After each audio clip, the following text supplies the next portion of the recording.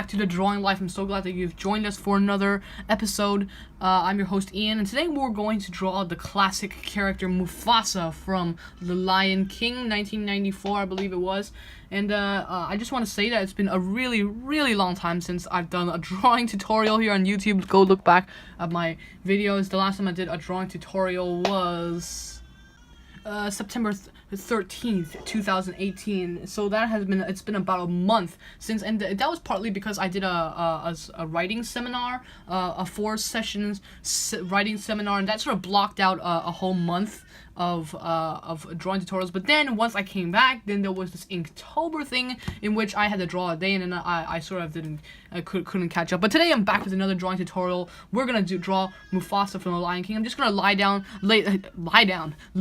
some basic line work and time lapse, and we'll be right back. See, I'm already getting kind of rusty.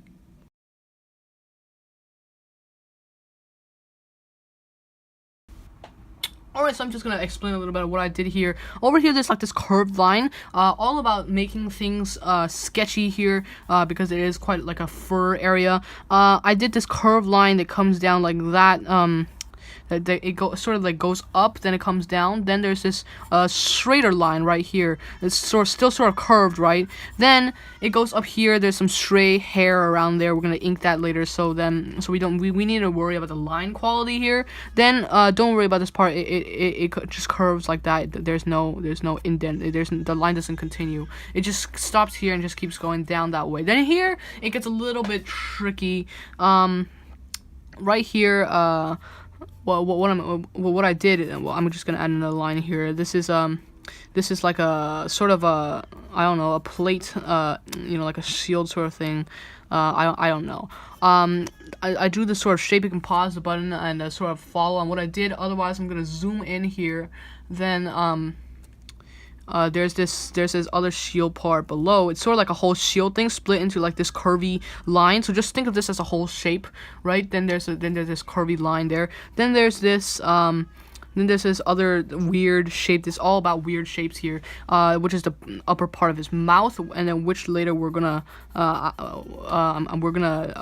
right below here is gonna become like more like a beard sort of thing, yeah, I'm gonna go back into time lapse, and we're going to continue with this video.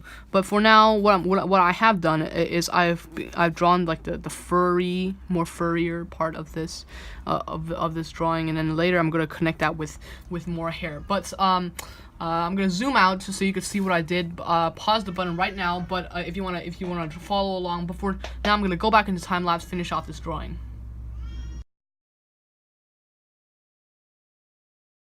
Alright, so quite a lot of time lapse there. I hope you got some out of it. What I've done here is I just created this sort of a quarter of a circle sort of thing. It really should be a little bit more narrower than that. But other than that, I've created the eye. You can also pause and draw that part. I think I drew the eye a bit too big. I may have to fix that in the inking stage, which is what we're going to do now. I'm gonna do that all in time lapse. Just ink it, and then we might be back with some coloring tips. But other than that, yeah, I'm just going to ink this drawing, and then we'll be back and we'll see what else we can do.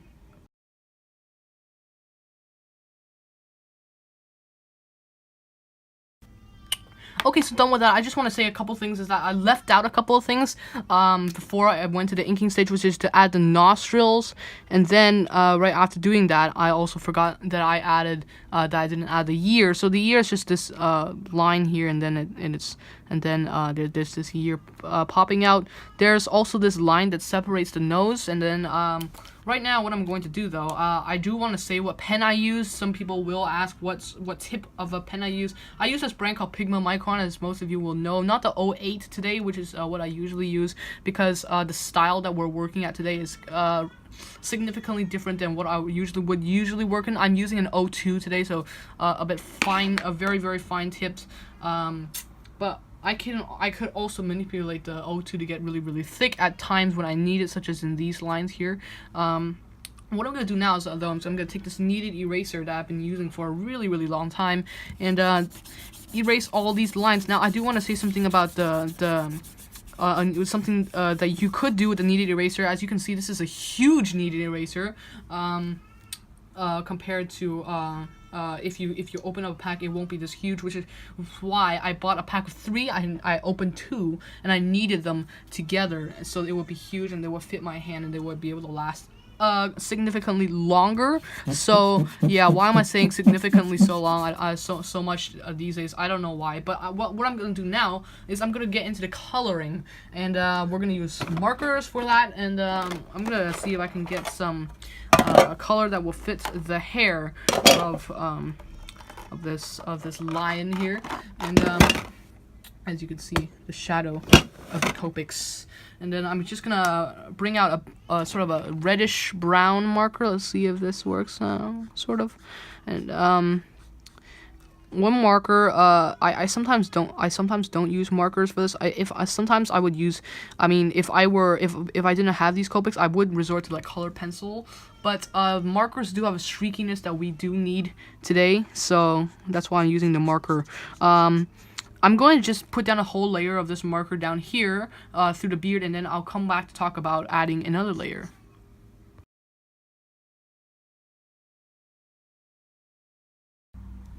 Alright, so by the way, this marker is called a dark suntan, which is the E15. Let's focus on that particular part here. E15 dark suntan. It is a sort of a reddish brown that's perfect for Mufasa. What we're gonna do now, though, is I'm gonna switch to another marker. This is called copper. Let's bring it to the focus here. This is called copper E18, so a little bit more saturated than the E15 as we were using before. If you want to check out what all this craziness that I'm talking about here means, you might want to go check out my Copic 101 video that I have on my channel. I'll link to it in the description. Or you know what, there'll be an eye section up there. There'll be a card section. If you just tap the eye, the white eye icon, I think you will find. But what I'm doing is I'm just using this E18. Might be a little bit too dark for Mufasa, so what I'm gonna do is I'm just gonna get back to my E15, blend it out a little, and for the rest of it I won't be using this E18 anymore because it's a little bit way too dark. I think it's a little bit too dark. So what I'm gonna use the same marker. This is back to the E15. I'm just gonna go over a second time. When you go over Copic markers a second time, it comes out darker. I believe this is the case for other markers as well, not just this marker. I'm going to go through another layer of this brown, right? So then I'm just gonna go through the basic shadows of it. But right now, we can deal with that later. Actually, right now I'm just gonna get all the colors done. So I'm gonna get another E. In the E family. This is an E11. I'm not sure if this will work out, but yeah, I think this is a little bit too close to the skin color. I need more of a, let's see if I can find it, the Y23 in the Y family. Hold on a second. So I can find the Y23, which is right here. Let's take this a little bit. Yeah, this is much closer to the what I was looking for, the color that I was looking for. But then there'll be that shadow there. I'm just gonna wash this completely through, and we'll be right back.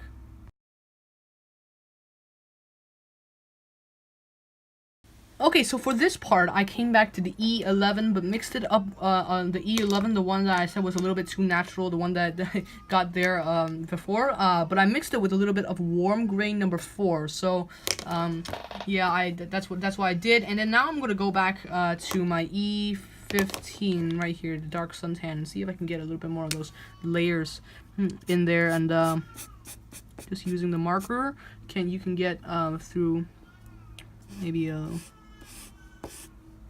like that.